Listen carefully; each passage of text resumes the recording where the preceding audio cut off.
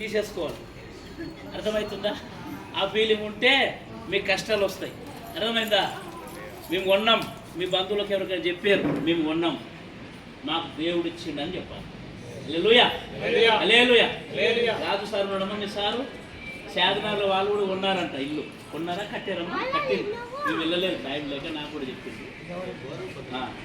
మనం మీకు ఎప్పుడు మన పని అది కదా, సేవ. హల్లెలూయా. ఎవరింటికైనా సరే పాస్టర్ వస్తే తలుపులు మూయకూడదు.